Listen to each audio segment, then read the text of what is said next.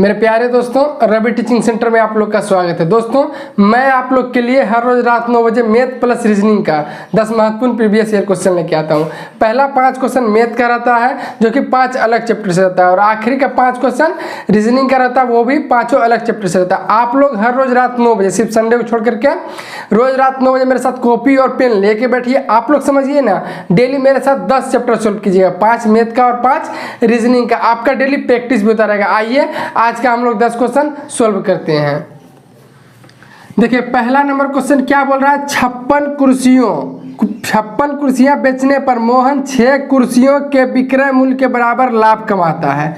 लाभ प्रतिशत क्या है? क्वेश्चन को पहले आप लोग खुद से सोल्व करने की कोशिश किया कीजिएगा, उसके बाद ही मेरा सॉल्यूशन देखिएगा। देखिए तो पहला नंबर क्वेश्चन क्या बोल रहा है, 56 कुर्सियां बेचने पर, कितना कुर्सी, एसपी मतलब सेलिंग प्राइस मतलब विक्रय मूल्य, 56 कुर्सियां बेचने पर, ठीक है, 56 कुर्सियां बेचने पर मोहन 6 कुर्सियों के विक्रय मूल्य के बराबर लाभ कमाता है।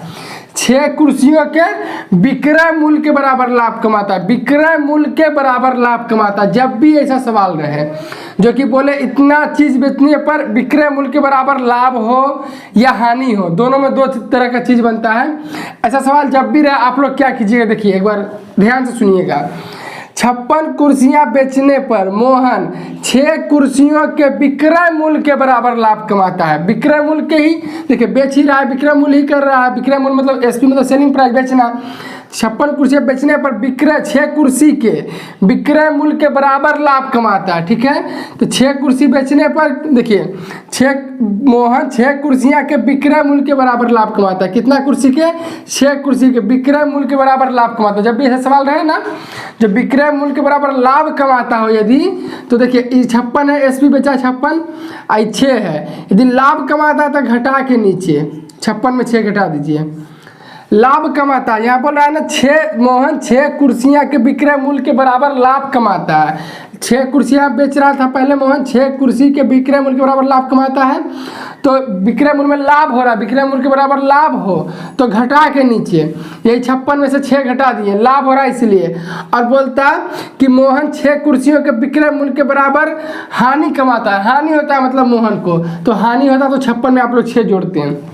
आ रही है बात समझ में? लाभ हो रहा है इसलिए नीचे घटा रहे हैं, 56 में 6 घटाए, लाभ हो रहा है इसलिए विक्रय मूल्य के बराबर लाभ हो रहा है। हानि होता तो जोड़ते, ठीक है। अब परसेंट में निकालना है लाभ प्रतिशत, तो कोई भी चीज़ को परसेंट में निकालना है तो क्या करते हैं, 100 से गुना करते हैं, ठीक है। आप लोग एक बार फिर से समझिएगा। 56 कुर्सियां बेचने पर मोहन को 6 कुर्सी के विक्रय मूल्य के बराबर लाभ हो। जब भी आपको विक्रय मूल्य के बराबर लाभ या हानि बोले तो देखिए, लाभ बोले तो इसमें इसको नीचे जोड़ के लिखिएगा, सॉरी लाभ बोले तो घटा के लिखिएगा, और हानि होगा विक्रय मूल्य के बराबर तो जोड़िएगा, ठीक है। यहाँ पे हम लोग को लाभ बोल रहा था तो इसलिए घटाए हैं। 56 में से देखिए 6 कुर्सी के बराबर, पहले 6 कुर्सी के विक्रय मूल्य के बराबर लाभ हो रहा है तो 6 ऊपर, लाभ हो रहा है तो यही 56 में 6 घटा के नीचे इंटू 100 कर दिए, सोल्व कर दिए, आंसर आ जाएगा। हानि होता तो नीचे जोड़ते हैं। अब 6 बटे क्या जाए, 56 में 6 जाएगा, क्या जाएगा 50 इंटू 100। अब काटिए तो 50 दूनी डायरेक्ट कर जाएगा 100, 6 दूना कितना आ जाएगा 12, 12 हो गया आंसर। किस ऑप्शन में 12? 3 नंबर ऑप्शन में है 12, ठीक है। आपको समझ में आया क्वेश्चन? देखिए, लाभ होगा विक्रय मूल्य के बराबर लाभ हो तो नीचे घटा के लिखिएगा, अब विक्रय मूल्य के बराबर हानि हो तो नीचे जोड़ के लिखिएगा। दूसरा नंबर क्वेश्चन क्या बोला है देखिएगा, तो 3401 में से कौन सी न्यूनतम संख्या घटाई जानी चाहिए ताकि वह राशि 11 से पूर्णतः विभाजित हो जाए? क्या दिया हुआ दूसरा नंबर क्वेश्चन? दूसरा नंबर क्वेश्चन क्या बोल रहा है, 3401 में कौन सी न्यूनतम संख्या, मतलब कौन सा, इन चारों ऑप्शन में से कौन सा ऐसा छोटी संख्या घटाना चाहिए जो 11 से पूर्णतः विभाजित हो जाए? समझ में आ रहा है आपको क्वेश्चन? 3401 में आखिर में कौन सा संख्या घटाना चाहिए, छोटा संख्या जो चारों में से जो सबसे छोटा को पहले लिखिएगा। 3401 में कौन सा संख्या घटाना चाहिए जो 11 से पूर्णतः विभाजित हो जाए? देखिए 11 से विभाजित करिए तो 11 दिया कितना होगा 33, 11 दिया 33 हो जाएगा, 1 रहेगा हाथ में, 0 1 है तो 1 0 10 तो लगेगा ना, फिर 1 है, 1 0 1 है, 101 हो जाएगा। 11 पढ़ा में 101 आता है क्या? नहीं आता है। और घटाने का बोल रहा है तो 101 में आप कौन चीज़ घटाइएगा जो 11 से विभाजित हो जाएगा? 101 के जस्ट नीचे कौन सा संख्या जो 11 से विभाजित होता है? 99। 101 के जस्ट नीचे 101 के जस्ट नीचे कौन सा संख्या 11 से विभाजित है? 99।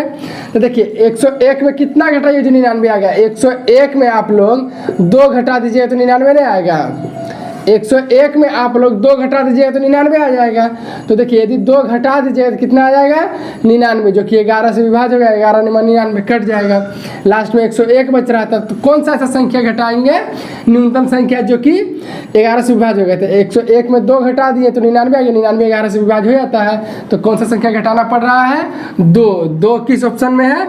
3 नंबर ऑप्शन में है 2। ठीक है, तीसरा नंबर क्वेश्चन क्या बोला देखिए। तो यदि 4 बच्चों की औसत आयु 12 वर्ष है तथा इन बच्चों और उनके पिता की औसत आयु 20 वर्ष हो तो पिता की आयु कितनी है? क्वेश्चन को पहले आप लोग खुद से सॉल्व कीजिएगा, उसके बाद सोल्यूशन देखिए। तीसरा नंबर क्वेश्चन क्या बोल रहा है? 4 बच्चों की औसत आयु कितना दिया हुआ? 12 वर्ष है। ठीक है, 12 ईयर है। ठीक है, और बोल रहा है उनके पिता, बच्चों और उनके पिता की औसत आयु, बच्चों और उनके पिता की औसत आयु कितना है? 20 है। 20 ईयर है। बच्चों और उनके पिता की औसत आयु 20 है। पिता इसमें जोड़ दीजिए, फादर इसमें जोड़ दीजिए, पापा जोड़ दीजिए इसमें। ठीक है, देखिए हम बताते हैं आपको। 4 बच्चों की औसत आयु 12 साल था, 12 ईयर है, 12 वर्ष है। अब देखिए 4 बच्चों का औसत आयु ना 12 वर्ष है, और टोटल में कितना है? चारों बच्चा का औसत आयु 12 साल है, और टोटल में चारों बच्चा का उम्र कितना है? तो कैसे निकालिएगा? देखिए संख्या में दिया हुआ है 4 और औसत में है 12 साल। संख्या को यदि औसत से गुना कीजिए ना, टोटल निकल जाएगा, चारों का उम्र निकल जाएगा टोटल में। आप समझ रहे हैं मेरी बात को? 4 बच्चों का औसत आयु एवरेज, 4 बच्चों का औसत आयु दिया है 12 ईयर, 12 वर्ष। और यदि आपको टोटल निकालना है कि चारों बच्चों का उम्र टोटल मिला के कितना, तो कैसे निकालिएगा? इस संख्या में हो गया 4, संख्या को औसत से गुना कीजिए ना, टोटल निकल जाएगा। 12 चौके कितना जाएगा? 48। मतलब 48 क्या आया? चारों लड़का का, चारों बच्चा का उम्र को आप जोड़ दीजिएगा ना तो 48, 48 साल ईयर आ गया। वाई बोले तो ईयर। ठीक है, चारों बच्चा का टोटल उम्र कितना आ गया? 48 साल। ठीक है, आगे क्या बोल रहा है कि यही चारों बच्चा और उसके पापा, पिता, यही चारों बच्चा और उसके पिता का औसत आयु टोटल मिला के 20 साल है। आप समझिएगा मेरी बात को। चारों बच्चा का टोटल औसत आयु हम टोटल आयु हम लोग निकाल लिए कि चारों बच्चे का टोटल आयु जोड़िएगा तो 48 साल पूरेगा। ठीक है, अब इधर एक कंडीशन क्या दिया हुआ है कि उसका पिता, वही चारों बच्चा का और उसका पिता का औसत आयु कितना है? 20 साल है। समझ रहे हैं आप मेरी बात को? ये चारों बच्चा और उसके पिता, पांचों, 4 बच्चा और एक पिता कितना का? 5। 4 बच्चा और एक पिता कितना का? 5। ये पांचों का औसत आयु 20 साल है। ये पांचों का औसत आयु कितना है? 20 साल है। अब हम क्या बोले? टोटल निकालने के लिए पांचों का उम्र टोटल निकालिए, कैसे निकलेगा? इस संख्या में दिया हुआ 5, एक पिता था, 4 बच्चा था, 5, और औसत में है 20 साल। इस संख्या को औसत से गुना कर दीजिएगा ना तो टोटल निकल जाएगा 20 पंचे 100, 100। समझ गए आप बात? मतलब ये 100 क्या आया? ये पांचों का टोटल उम्र जोड़ के 100 आया। चारों बच्चा और पापा, इसका पिता, पांचों का उम्र टोटल कितना है? पांचों का उम्र जोड़िएगा तो 100 होगा। जबकि चारों बच्चा का उम्र कितना है? 48 है, 48 साल है। तो पूछा क्या जा रहा है? पिता की आयु कितनी होगी? अब आप समझिएगा, चारों बच्चा का उम्र कितना था? 48 साल। आई 100 क्या आया है? ये चारों बच्चा और उसका पापा का उम्र जोड़ करके 100 है। ठीक है भैया, सबको जोड़ करके 100 है, जबकि बच्चा का कितना था? 48। तो सब में से 48, देखिए इसमें बच्चा है, चारों बच्चा और पिता का है, इसमें खाली 4 बच्चा का है। तो ये चारों बच्चा और पिता, पांचों में से 4 को वाला घटा देंगे तो ए का आ जाएगा। पिता का कितना आयु है? 100 में डायरेक्ट 48 घटाइए ना, कितना आएगा? 52। समझ में आ रहा है आपको बात? चारों बच्चा का उम्र था 48 साल, और इसमें चारों बच्चा और पिता का उम्र जुड़ गया तो हो गया 100 साल। तो यही 48 साल 100 में घटा दिया, आगे 52। ये 52 जो है किसका है? ये पिता का है। ये 52 जो है किसका साल है? 52 साल का कौन है? पिता है। 48 चारों बच्चा का था और 52 पिता का है। सबको जोड़िए ना, 100 आ जाएगा। यहाँ सबका पाँचों का 100 आया था। मतलब पिता का औसत आयु कितना आ गया? सॉरी, औसत आयु नहीं, पिता का टोटल आयु कितना आ गया? 52 आ गया। 52 साल का है पिता, किस ऑप्शन में है? 1 नंबर ऑप्शन में है। देखिए 4 नंबर क्वेश्चन क्या बोला, देखिए तो दो संख्याएं 7:5 के अनुपात में है, प्रत्येक में से 40 घटाने पर उसका अनुपात 27:17 हो जाता है, 1 हो जाता है। संख्याओं का योगफल क्या है? ठीक है, देखिए चौथा नंबर क्वेश्चन है। क्वेश्चन को पहले आप लोग खुद से सोल्व करने की कोशिश कीजिए। क्या बोल रहा है, देखिए तो दो संख्या 7:5 के अनुपात में है, दो संख्या 7:5 के अनुपात में है। संख्या में 40 घटाने पर कितना अनुपात हो जाता है? 27 अनुपात कितना हो जाता है? 27:17 हो जाता है। ठीक है, तो बोल रहा है संख्याओं का योगफल, दोनों संख्याओं को जोड़कर कितना योगफल होगा। दो संख्या का अनुपात 7:5 के अनुपात में था, 40 घटाने पर इतना अनुपात हो गया। तो संख्या का ये पूछ रहा है कि दोनों संख्या का योग कितना होगा। अब देखिए तो आप देखिए अनुपात में कभी भी सेम करने की कोशिश कीजिए। यहाँ देखिए तो 20 का अंतर है, यहाँ देखिए तो यहाँ कितना है? 12 का अंतर है। अंतर सेम है क्या? नहीं है। कभी भी आप लोग अंतर सेम करने की कोशिश कीजिएगा, कभी भी अंतर सेम करने की कोशिश कीजिएगा। अंतर सेम नहीं आएगा तो क्या करना है वो भी अभी हम बताएंगे, लेकिन ज़्यादातर कोशिश करना है आपको अंतर सेम करने का। उससे क्या होगा, आपको तुरंत आंसर आप बना दीजिएगा। आप सेम करने की कोशिश कीजिए। देखिए तो इसको 5 से गुना कीजिए डायरेक्ट। 7 को 5 से गुना कीजिए 35, और 7 को 5 से गुना कीजिए 35, और 5 को 5 से गुना कीजिए 25। अब देखिए तो 27 और 35 के बीच में कितना का अंतर है? 8 का। 27 और 8 35, और 17 और 25 के बीच कितना का अंतर है? 8 का। अंतर सेम आ गया क्या? कभी भी अंतर आप लोग सेम करने की कोशिश कीजिएगा। 7 और 5 था, अंतर सेम नहीं था, तो 5 से गुना किए। 7 को 5 से गुना कीजिए 35, 5 को 5 से गुना कीजिए 25। 8 का अंतर आ गया दोनों जगह, अंतर सेम आ गया। अभी नहीं आता, कभी कभी नहीं भी आता है, तो नहीं आएगा तो क्या करना है आपको भी बताएंगे। अंतर सेम आ गया, दोनों में अनुपात का कितना अंतर है? 8 का। आप समझिएगा बात को, दोनों जगह अनुपात में कितना का अंतर है? 8 का। 27 से 8 बढ़ा 35, 17 से 8 बढ़ा 25। दोनों जगह अनुपात में 8 का अंतर है, और ऐसे कितना बढ़ रहा है? 40। समझ रहे हैं आप बात? ऐसे अंतर कितना है? 40 का अंतर है दोनों के बीच। आप देखिए क्वेश्चन में 40 का अंतर है। अनुपात में अंतर है 8 का, और ऐसे ऐसे कितना अंतर है? 40 का। तो अनुपात 1 का मान क्या हो जाएगा? अनुपात 1 का मान हो जाएगा 40/8, तो 8 पंचे 40, 5। अनुपात 1 का मान क्या हो जाएगा? 5। तो बोला था दोनों संख्या क्या है? दोनों संख्या 35 और 25 था। दोनों संख्या का योगफल पूछ रहा है, दोनों संख्या को जोड़िएगा तो कितना होगा योगफल? तो 35 और 25 है, 35 और 25 को जोड़िए तो दोनों संख्या को 35 और 25 कितना हो जाएगा? 60। 35 5 40 और 20 60। दोनों संख्या का योगफल बोलना कितना होगा? तो देखिए 35 और 25 को जोड़िएगा कितना हो जाएगा? 60। 60 का पूछ रहा है योगफल। जब ऐसे निकाल दीजिए, ऐसे मत निकालिए, ऐसे ही निकाल दीजिए। अनुपात 1 का मान है 5, तो दोनों संख्या का योगफल पूछ रहा है। अनुपात 1 का मान है 5, तो 35 का मान क्या हो जाएगा? 35 को 5 से गुना कीजिए, कितना है? 25 25, 2 5 15 2 17 175।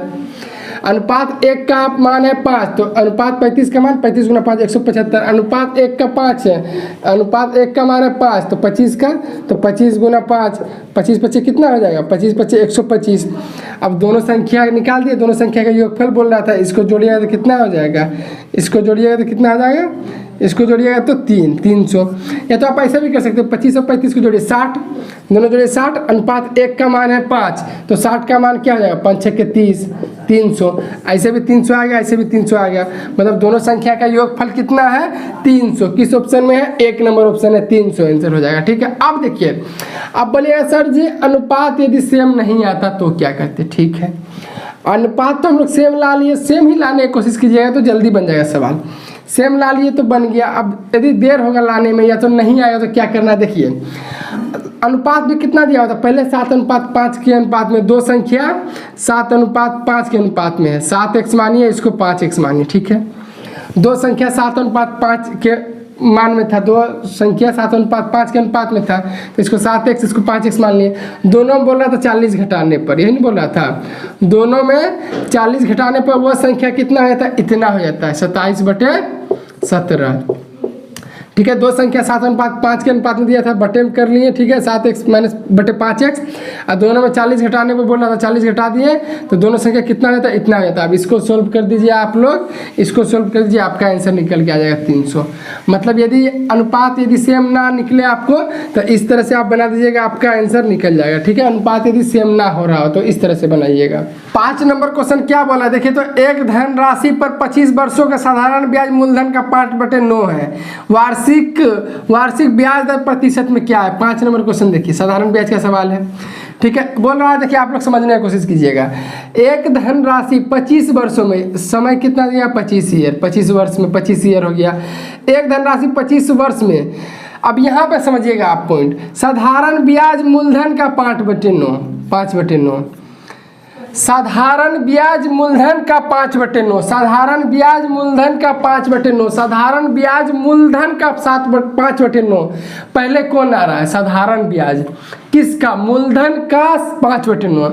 पहले साधारण ब्याज बोल रहा है, साधारण ब्याज मूलधन का 5/9।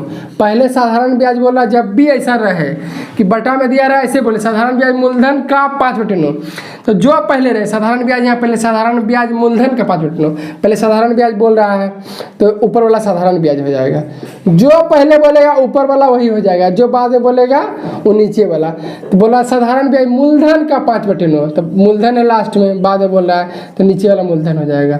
समझे आप बात, जो पहले बोले ये साधारण ब्याज की जगह में आपको दर देता, कुछ भी बोलता, यहाँ बोल ही रहा डायरेक्ट साधारण ब्याज मूलधन का 5/9। पहले साधारण ब्याज का बात कर रहा है, साधारण ब्याज मूलधन का 5/9, पहले साधारण ब्याज बोल रहा है। पहले जो बोलेगा ऊपर वाला होगा पहले, और जो बाद में बोलेगा मूलधन का 5/9, तो जो बाद में है मूलधन तो नीचे वाला मूलधन हो जाएगा, नीचे वाला वो हो जाएगा जो बाद में बोलेगा। पहले जो बोलेगा ऊपर वाला तो बोल रहा साधारण ब्याज मूलधन का 5/9, पहले साधारण ब्याज बोल रहा था, ऊपर वाला वही हो जाएगा, नीचे वाला बाद वाला हो जाएगा। अब देखिए सिंपल सा तो फार्मूला होता है जी, साधारण ब्याज का सिंपल सा तो फार्मूला, परसेंटेज ब्याज वाला फार्मूला क्या होता है, P गुना R गुना T/100। साधारण ब्याज का तो एक ही फार्मूला जान लीजिए, पूरा इसमें फार्मूला पूरा सवाल साधारण ब्याज की पूरा खत्म है। परसेंटेज ब्याज बराबर P गुना R गुना T/100। P क्या है, प्रिंसिपल बोले तो मूलधन, ठीक है, R बोले तो रेट दर, T बोले तो टाइम समय बटे 100। अब देखिए तो परसेंटेज ब्याज दिया हुआ है क्या, साधारण ब्याज है ना, ब्याज दिया हुआ है कितना, 5 दिया हुआ है ब्याज बराबर P, मूलधन दिया हुआ है क्या, मूलधन देखिए 9 है गुने रेट दर आपको निकालने बोल रहा है, R आपको निकालने बोल रहा है, टाइम ईयर दिया हुआ, समय दिया हुआ 25 साल, 25 अब बटे 100। ठीक है, इतना ही न है। ठीक है, अब काटिए तो 25 चौका 100 काट दिए। अब कोना कोनी गुना होगा, इधर है देखिए R 9R है, 9R लिखिए, R बोले तो रेट बराबर 5 चौके 20 है। ठीक है, तो रेट बराबर क्या हो जाएगा, 20/9, 20/9 हो जाएगा। इसी टाइप में ऑप्शन है क्या, 20/9 है, इसी तरह ऑप्शन है, इसको सोल्व करके भी लिख सकते हैं, लेकिन इसी ऑप्शन में रेट कितना आ गया, 20/9। किस ऑप्शन में देखिए, 3 नंबर ऑप्शन में है 20/9, दर आ गया 20/9। देखिए हम आपको हर रोज रात 9 बजे, सिर्फ संडे को छोड़ के, पहला 5 क्वेश्चन 1 से 5 तक, पहला 5 क्वेश्चन हम हर रोज, पहला 5 क्वेश्चन मैथ का बताते जो 5 अलग अलग चैप्टर से रहता है, और आखिरी का 5 क्वेश्चन 6 से 10 तक रीजनिंग का बताते हैं, ये भी 5 अलग चैप्टर से रहता है। आप लोग समझिए ना, डेली मेरे साथ 10 चैप्टर सॉल्व कीजिए, सिर्फ संडे को छोड़ के। ठीक है, 5 क्वेश्चन हम लोग मैथ का देख चुके हैं, अब रीजनिंग का देखेंगे 6 से 10 तक। 6 नंबर क्वेश्चन देखिए, तो 6 नंबर क्वेश्चन क्या कह रहा है, कथन और निष्कर्ष वाला सवाल है। कथन ए क्या बोल रहा है, सभी पुस्तकें उपन्यास होती है। अभी क्या बोल रहा है, कुछ उपन्यास कविता होती हैं। देखिए हम आपको कथन और निष्कर्ष वाला सवाल पढ़ा चुके हैं, आपको देखना है तो डिस्क्रिप्शन बॉक्स में लिंक है, आपको उस वीडियो के बाद ना दोबारा से ये चैप्टर नहीं पढ़ना पड़ेगा। देखिए क्या बोला कथन ए नंबर, सभी पुस्तकें उपन्यास होती है। ठीक है, सभी पुस्तकें जो है, सभी पुस्तकें क्या होती है, उपन्यास होते हैं। तो सभी पुस्तक है क्या, उपन्यास के अंदर आ गया, सभी पुस्तक क्या होता है, उपन्यास होगा, तो सभी पुस्तक उपन्यास के अंदर आएगा। ठीक है, सभी पुस्तक उपन्यास होते हैं, सभी पुस्तक उपन्यास के अंदर आएगा। कुछ उपन्यास कविताएं होते हैं, कुछ उपन्यास जो है, कुछ 6 उपन्यास, सब ने बोला कुछ 6 उपन्यास जो है वो क्या होता है, कुछ उपन्यास जो है वो कविताएं होते हैं। कुछ उपन्यास क्या होता है, कविताएं होते हैं। ठीक है, आपको समझ में आ रहा है कहीं दिक्कत। कथन ए क्या बोला था, सभी पुस्तक के उपन्यास है, तो सारा पुस्तक जो उपन्यास के अंदर आ गया। अब बोल रहा है कुछ उपन्यास कविता होता है, कुछ उपन्यास पुस्तक से कविता का रिलेट नहीं है कहीं। बोल रहा है कुछ उपन्यास, ये कुछ है, उपन्यास है नहीं है, ये तो उपन्यास का ही अंदर है, यही उपन्यास है। तो कुछ उपन्यास कविताएं हैं, पुस्तक का कविता से कुछ लेना देना नहीं है। निष्कर्ष क्या बोल रहा है, पहला कुछ पुस्तकें कविता होती है, कुछ पुस्तकें कविता होती है। अच्छा आप देखिए तो पुस्तकें और कविता में कहीं रिलेट है, कविताएं में पुस्तकें और कविताएं में कहीं रिलेट है, बोल रहा कुछ पुस्तकें कविताएं होती है, पुस्तकें और कविता में कहीं रिलेट नहीं है। निष्कर्ष 1 गलत हो जाएगा। दूसरा निष्कर्ष क्या बोला, सभी कविताएं उपन्यास होती हैं। अच्छा देखिए तो सभी कविताएं उपन्यास है क्या, सभी होने के लिए तो ऐसा होना पड़ेगा भैया, सभी होने के लिए जैसे यहाँ पे सभी पुस्तकें उपन्यास है तो सभी पुस्तक उपन्यास के अंदर आएगा। तो बोल रहा है सभी कविताएं उपन्यास है क्या, तो कविताएं यही नहीं बोल रहा है दूसरा वाला, हाँ सभी कविताएं उपन्यास होती हैं। तो सभी होने के लिए तो भाई ऐसा होना चाहिए, तो कविता यहाँ रहता कविताएं और उपन्यास बाहर में रहता, सभी होने के लिए ऐसा होना चाहिए था, बट ऐसा है कि नहीं, कुछ न उपन्यास कविता है, सभी कविताएं उपन्यास थोड़ी है। ये भी निष्कर्ष गलत हो जाएगा, दूसरा नंबर भी निष्कर्ष गलत हो जाएगा। किस ऑप्शन में देखिए तो 2 नंबर ऑप्शन देखिए क्या बोला, ना निष्कर्ष 1 निकलता है और ना ही निष्कर्ष 2 निकलता है, 2 नंबर ऑप्शन हो जाएगा आंसर। 7 नंबर क्वेश्चन देखिएगा तो 7 नंबर क्वेश्चन क्या है, 2 है 4 है 6 है, ठीक है इस तरह से दिया हुआ है, 2 है 4 है 6 है, आगे क्या है 4 है 1 है, यहाँ पे पूछ रहा है वाट क्या होगा, उसके बाद क्या है 15 है और उसके बाद क्या है 10 है, यहाँ पे 3 है 1 है 2 है, ठीक है। क्वेश्चन को पहले आप लोग खुद से सॉल्व करने की कोशिश क्या कीजिए, उसके बाद सोल्यूशन देखिएगा। इतना दिया हुआ है, पूछ रहा है यहाँ पे वाट की जगह पे, यहाँ पे पूछा जा रहा है वाट की जगह पे क्या होगा। देखिए तो ये 2 है 4 है 6 है, इसे वो क्या कीजिएगा 3 बनेगा। उसी तरह यहाँ वाट पूछ रहा है, देखिए तो 2 है 4 है 2/4 लिखिए, 2 है 4 है 2/4 लिख दिए, 6 है 6 को गुना कर दीजिए, समझ रहे हैं आप। ये 2/4 लिखा है, 2 है 4 है 2/4 लिख दिए, ये 6 है, इसको गुना कर दिया, काटिए तो देखिए तो 2 दूनी 4 2 तिया 6, आई 2 2 कट जाएगा, कितना बच गया 3, नीचे वाला 3 निकल गया। समझ में आ रहा है आपको। वही बीच वाला को भी उसी तरह से कीजिए, क्या है 4 है 4 है 4/4 लिखिएगा, और गुना ये वाला को गुना में लिखा जाता है, गुना 1 लिखिएगा, तो 4 को 4 से काटिएगा 1 आ जाएगा, 1 है बीच में।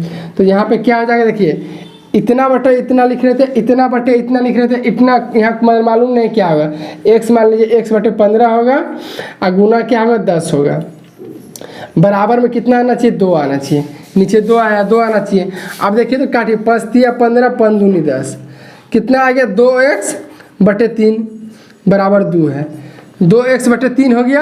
अभी 2 से 2 काट दीजिए आप बराबर में, तो बराबर में 1 बच गया। अब कोना कोनी गुना कीजिए तो x को 1 से गुना कीजिए x और 3 को 1 से गुना कीजिए 3, x का मान कितना आ गया 3 आ गया, मतलब यहाँ पे कितना होना चाहिए था 3 होना चाहिए था। किस ऑप्शन में है 3, 2 नंबर ऑप्शन में है, ठीक है 3 आंसर हो जाएगा। 8 नंबर क्वेश्चन देखिए तो क्या बोल रहा है, निम्नलिखित शब्दों को अंग्रेजी शब्दकोश के अनुसार क्रम से रखने पर कौन सा शब्द तीसरे स्थान पर होगा, तीसरे स्थान पर कौन सा शब्द होगा। शब्द कौन कौन सा है देखिए तो 1 नंबर क्या है KNOW, दूसरे नंबर पे क्या है KNACK, ठीक है। तीसरे नंबर पे क्या है, तीसरे नंबर पे KNIT और चौथे नंबर पे क्या है, चौथे नंबर पे दिया हुआ है KNORB। देखिए तो क्या पूछ रहा है क्वेश्चन कि तीसरे स्थान पर कौन आएगा। देखिए आपको ABCD आता है ना, ABCD Z तक आपको सवाल खत्म है। पूछ रहा है क्या कि तीसरे स्थान पर कौन आएगा, ये चेक करते हैं। पहला से लेते हैं, सब के है, सबका पहला अक्षर के है। अभी तो पता नहीं चला कि ABCD में कौन पहले आया कौन बाद में, सब तो बराबर है। उसके बाद N, सब में N है, अभी भी नहीं पता चला कौन पहले आएगा कौन बाद में आएगा, सब में बराबर है। आगे देखते हैं O है, तीसरा अक्षर O है, तीसरा अक्षर A है, तीसरा अक्षर O है, तीसरा अक्षर I है। अब बोले ABCD में देखिए चारों में दोनों पहला दोनों जो था दोनों सेम था, KN, तीसरा में अलग अलग है। आपको देखना है अभी ABCD में पहले O आता है कि A आता है कि I आता है कि O आता है। पहले A आता है, ABCD में तो पहले A आ जाएगा, तो पहले यही आ जाएगा, पहला वाला ये हो जाएगा। पहला नंबर पूछता है पहला नंबर पे कौन आएगा, तो ये आ जाता है पहला नंबर में। अब चलते हैं, इसका तो काम खत्म हो गया, इसको हटा दीजिए। अब तीसरा में यहाँ O है, I है, O है। अभी ABCD में पहले O आता है कि I आता है, ABCDEFGH I पहले I आता है, तो I तो इसमें है, तो दूसरा नंबर पे ये आ जाएगा। पहला ये हो गया, दूसरा नंबर पे ये हो गया। दूसरा पूछता तो ये बताते हैं आप। अब तीसरा चौथा बच गया। अब देखिए तो यहाँ तीसरा पे O है, यहाँ पे तीसरा पे O है, पता नहीं चला अभी तक कौन पहले आएगा। KNO बराबर है, तो पता चला कौन पहले आएगा कौन बाद में आएगा। आखिर देखिए इसका W है, इसका B है। अब ABCD में पहले B आता है, पहले W आता है, पहले B आता है, तो पहले E आएगा, E आएगा तीसरा नंबर पे और सबसे लास्ट में हो जाएगा E चौथा नंबर पे। तो हम लोग पूछ रहा था कौन की कितना नंबर पे आना चाहिए, कौन सा सब तीसरे स्थान पर आएगा। तीसरे स्थान पर कौन आएगा, ये चौथा वाला ऑप्शन हो जाएगा आंसर। यही वाला जो है वो तीसरे स्थान पर आएगा। 9 नंबर क्वेश्चन क्या बोला है देखिए, तो एक ही पासे की दो विभिन्न स्थितियां को दर्शाया गया है। यदि संख्या 5 पासे के निचले फलक पर है तो ऊपरी फलक पर कौन सी संख्या दिखाई देगी, मतलब 5 के विपरीत में पूछ रहा कौन सा है होगा। डाइस का सवाल देखिए, हम आपको डाइस पढ़ा चुके हैं, डाइस हम आपको पढ़ा चुके हैं। ऐसा पढ़ाया है ना कि उस वीडियो के बाद आपको दोबारा डाइस नहीं पढ़ना पड़ेगा, ठीक है। आपको देखना है तो डिस्क्रिप्शन बॉक्स में लिंक है, उस वीडियो के बाद डाइस हम आपको पढ़ाया, उस वीडियो के बाद आपको डाइस दोबारा से कभी नहीं पढ़ना पड़ेगा। चलिए क्या क्या दिया हुआ है, पहले फिगर दिया, फिगर बना लेते हैं, ठीक है। 3 फिगर दिया हुआ है, 2 फिगर है 3 का। चलिए क्या क्या है, 3 है, 1 है, 4 है, 2 है, 4 है, 6 है। 5 का विपरीत पूछ रहा है, 5 का विपरीत फलक पे कौन सा संख्या होगा। देखिए डाइस का सवाल जब भी रहे आप लोग देखने का कोशिश कीजिए कि कौन ऐसा चीज़ है जो दोनों जगह कॉमन है।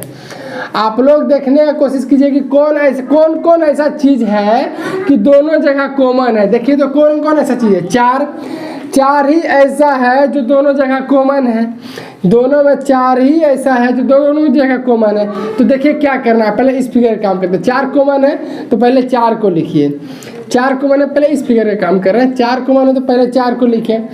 अब देखिए घड़ी की दिशा में, घड़ी पता है ना कैसे चलती है, इस तरह से क्लॉकवाइज में घड़ी चलती है, इस तरह से घड़ी चलती है।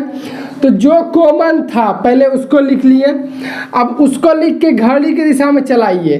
4 कॉमन था, 4 लिख लिए। 4 के बाद घड़ी की दिशा में कौन आएगा, 4 के बाद घड़ी की दिशा में 1 आएगा, उसके बाद ही ना 3 आएगा। 4 के बाद घड़ी की दिशा में 1 आएगा, उसके बाद क्या आएगा, 3 आएगा। इस फिगर का काम हो गया है। अब इस फिगर में देखिए चूंकि 4 कॉमन है इसलिए पहले 4 को लिखा जा रहा है। अब इसमें भी वही कीजिएगा, 4 के बाद घड़ी के दिशा में कौन आएगा, 4 के बाद घड़ी की दिशा में कौन आएगा, पहले 4 के बाद घड़ी की दिशा में पहले आएगा 2, और उसके बाद आएगा 6, 2 और उसके बाद आएगा 6। यही जो दर्शाता है वो एक दूसरे का विपरीत दर्शाता है। आपको 3 का विपरीत पूछता है, बोलते हैं 6 का विपरीत 3, 1 का विपरीत 2, 2 का विपरीत 4। अब 4 का विपरीत क्या होगा, ठीक है, 4 का विपरीत क्या होगा। तो देखिए पासा में 1 से 6 तक संख्या होता है, पासा में 1 से 6 तक संख्या होता है। तो 1 आ चुका है, 2 आ चुका है, 3 आ चुका है, 4 आ चुका है, 6 आ चुका है, कौन एक नहीं आया है, 5 है। जो 5 अभी तक नहीं आया है, पासा में 6 अंक तक ही होता है, तो 5 नहीं आया है, तो यही 4 का विपरीत हो जाएगा 5। अब 5 का विपरीत हो जाएगा 4। पूछ रहा था 5 के विपरीत में कौन होगा, 5 के विपरीत में हो जाएगा 4। किस ऑप्शन में है, 2 नंबर ऑप्शन में है 4। 10वां नंबर क्वेश्चन क्या बोल रहा है, दी गई आकृति में कितने त्रिभुज है। आकृति दिया हुआ, ठीक है, आकृति दिया हुआ, किस तरह का है आकृति दिया हुआ है, बोल रहा है कि कितना त्रिभुज है, ठीक है। आकृति दिया हुआ है, अब पूछा जा रहा है थोड़ा सा टेढ़ा टूढ़ी होगा तो आप लोग मैनेज कीजिएगा, ठीक है। आकृति में कितना त्रिभुज है, यहाँ है और कहाँ पे, यहाँ पे है, ठीक है, हो गया, आकृति बन गया। वैसा ही बोल रहा है कि आकृति में कितना त्रिभुज है, पहले आप लोग अपने से निकाल लिएगा, उसके बाद ही सोल्यूशन देखिए। देखिए तो यहाँ पे देखिए डायरेक्ट हम बताते हैं, क्या ABCD लिखिएगा बहुत टाइम लगेगा, सिंपल सा तो सवाल है। देखिए यहाँ पे 1 त्रिभुज है, 1 त्रिभुज, ये 2, समझ में आ रहा है आपको क्या, ये 1 वाला 1 बनेगा, ये छोटा सा 1 बनेगा, यहाँ पे 1 बनेगा, ये 1 ये 2, 1 दोनों मिला के 1 ये बनेगा, 1 ये बनेगा 2, 1 दोनों मिला के 3 हो जाएगा। 3 यहाँ पे बना, 3 यहाँ पे बना, यहाँ पे भी वैसे ही 1 1 2, 1 दोनों मिला के 3, यहाँ भी 3 बनेगा, यहाँ भी उस तरह से 1 1 2, 1 दोनों मिला के 3, यहाँ 3 बना, यहाँ 3 बना, यहाँ 3 बना, 3 तिया कितना 9 हो गया।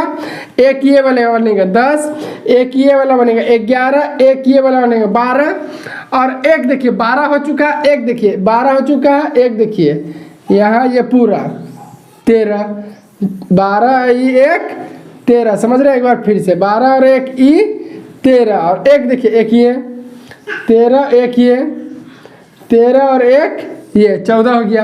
आकृति में कितना त्रिभुज हो गया, टोटल 14 हो गया। आप लोग निकाल के देख लीजिएगा 14 किस ऑप्शन में है, 2 नंबर ऑप्शन में है। आकृति में कितना त्रिभुज है, 14 त्रिभुज है। कितना हो जाएगा आंसर, 2 नंबर 14 त्रिभुज हो जाएगा। देखिए हम आपको रोज रात 9 बजे, ठीक है, सिर्फ संडे को छोड़ करके रोज रात 9 बजे पहला 5 क्वेश्चन 1 से 5 तक, पहला 5 क्वेश्चन मैथ का बताते हैं, पांचों क्वेश्चन अलग अलग चैप्टर से रहता है। और आखिरी का क्वेश्चन 6 से 10 तक ना रीजनिंग का बताते हैं, ये भी रीजनिंग का पांचों क्वेश्चन 5 अलग अलग चैप्टर से रहता है। आप लोग सोचिए ना, मेरे साथ डेली 10 चैप्टर सॉल्व कीजिएगा, 5 मैथ का और 5 रीजनिंग का, आपका डेली प्रैक्टिस भी होता रहेगा। ठीक है, आप लोग रोज रात 9 बजे मेरे साथ कॉपी और पेन लेके बैठिए, 10 क्वेश्चन आप लोग पहले खुद से सॉल्व करने की कोशिश कीजिए, उसके बाद ही मेरा सोल्यूशन देखा कीजिए। क्लास डेली चलता है, सिर्फ संडे को छोड़ के। ठीक है, वीडियो अच्छा लगा तो चैनल को सब्सक्राइब कीजिएगा, अपने दोस्तों के साथ शेयर जरूर कीजिएगा। मिलेंगे नेक्स्ट क्लास में, तब तक के लिए जय हिंद जय भारत।